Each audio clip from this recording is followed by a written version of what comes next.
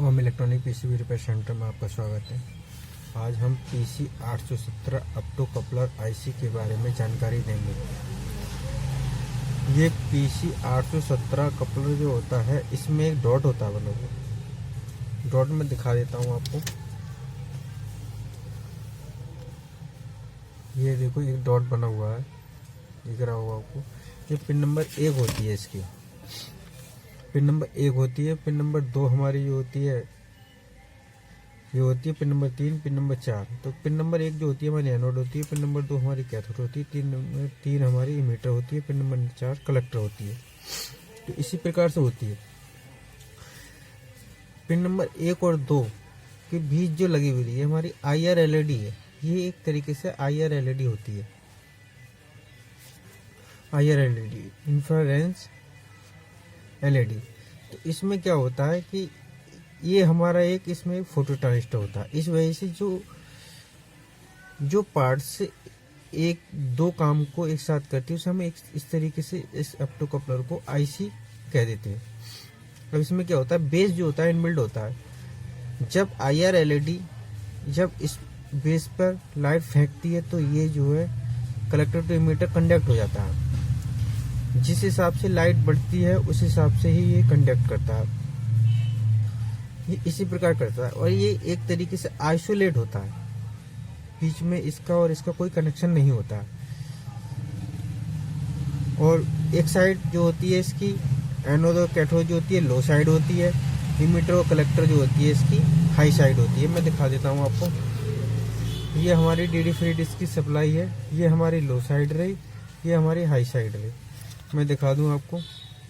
इसका एक और 2 जो है ये हमारी लो साइड रही और ये हमारी हाई साइड रही। ये हमारी हाई साइड है। जब मैं इस सर्किट को समझाऊंगा तब आपको इसमें सारा ऑप्टो कपलर के बारे में जानकारी दूंगा। अच्छा, फिर क्या होता है कि ये हमेशा इधर हाई साइड होती है, इधर लो साइड होती है। इस तरीके से एक तरीके से इस जैसे हमारी हाई लो साइड की जितनी भी वोल्टेज कम या ज़्यादा का जो कांटेक्ट है वो लो हाई साइड की तरफ जो भेजती है, यानी कि एक तरीके से कम्युनिकेशन करती है। इधर के वोल्टेज का संकेत इधर देकर ये जो है अपनी स्विचिंग को कन्वर्टी कराती है SMPS में। ये जो हमारा SMPS, LED, TV, AC, PCB, washing machine PCB सभी में ही ऑप्टो कपलर लगा होता है। ये इसका महत्वपूर्ण कार्य होता है। और AC PCB में इसके कम्युनिकेशन सर्किट में ज़्यादातर PC 817 ही लगा हुआ होता है। अच्छा, इसी प्रकार एक हमारा होता है 4x35। ये 4x35 जो होता है ये 6 टाइम का होता है, 6 लेग का। अब इसमें क्या होता है, पिन नंबर 1 हमारी एनोड होती है, पिन नंबर 2 कैथोड होती है, पिन नंबर 3 हमारी NC होती है, पिन नंबर 4 इसकी इमीटर होती है, पिन नंबर 5 इसकी कलेक्टर होती है, पिन नंबर 6 जो होती है हमारी बेस होती है।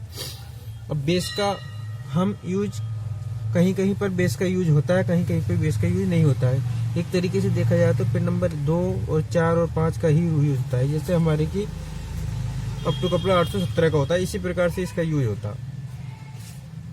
अब हम इसे प्रैक्टिकल के तौर पर देखते हैं।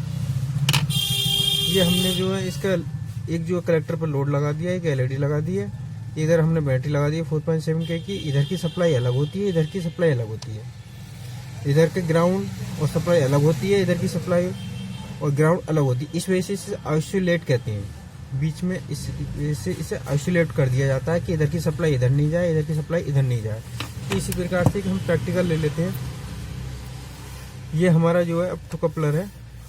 पिन नंबर 1 पर हम इसे जो है 1.2 वोल्ट देंगे। वैसे इसका 1.1 वोल्ट होता है। अब देखते हैं, अब हमें ये वोल्टेज देते ही हमारी LED ग्लो कर गई, जबकि हमारी सप्लाई इधर की इधर है और इधर की सप्लाई इधर है। दोनों सप्लाइयाँ अलग अलग है, तो ये जो है कंडक्ट हो गया।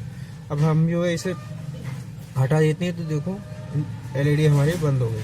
तो ये क्या होता है, एक तरीके से इधर जो है एक LED ही रेंज फैक्ट अपनी लाइट देती है, जिसके वजह से यूएस का बेस इनेबल हो जाता है। इसी तरीके से ये काम करता है। अब हम देखते हैं कि एक बड़े भाई, सभी भाइयों को मेरा कहना है कि आप जो है एक वेरिएबल सप्लाई बना लें। अब ये जो प्रैक्टिकल कर रहा हूँ मैं, एक वेरिएबल सप्लाई है जिसकी जितनी ही वोल्ट की ज़रूरत होती है मैं उतने वोल्ट दे देता हूँ।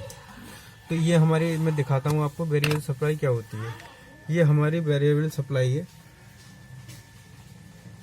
ये हम जो है कितनी भी, मैं दिखा देता हूँ अच्छे तरीके से। ये हमारी वेरिएबल सप्लाई है।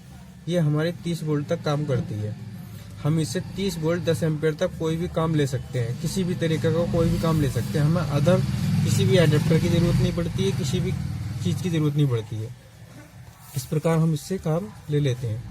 ये हमारी जो है 30 वोल्ट तक काम करती है, 10 एम्पेयर तक। इसी प्रकार से ये कार्य करती है। अब इसी प्रकार से ये कार्य करता है और इसी प्रकार से ये कार्य करता है। अब जो है मैं आपको एक वीडियो ऐसा बताऊंगा जिसमें ट्रांजिस्टर, मॉसफेट, IGBT जैसे आपके पास उस नंबर का नहीं है तो आप उसका एक्विवेलेंट कैसे लगाएंगे। तो उसके एक्विवेलेंट लगाने के लिए आपको मैं एक ऐसा ऐप बताऊंगा जिसको अभी कभी भी आपको कोई दिक्कत नहीं आएगी। जो ट्रांजिस्टर नहीं है उसकी जगह पर आप कौन सा लगाएंगे, उसका ही से हम लगा देंगे, उसका ही IGBT लगा देंगे। उसमें SMD के बारे में भी बताऊंगा मैं। तो इसी प्रकार से अच्छी जानकारी आपको देता रहूँगा। आप वीडियो को लाइक करें, कमेंट करें, सब्सक्राइब करें। जय हिंद, जय भारत।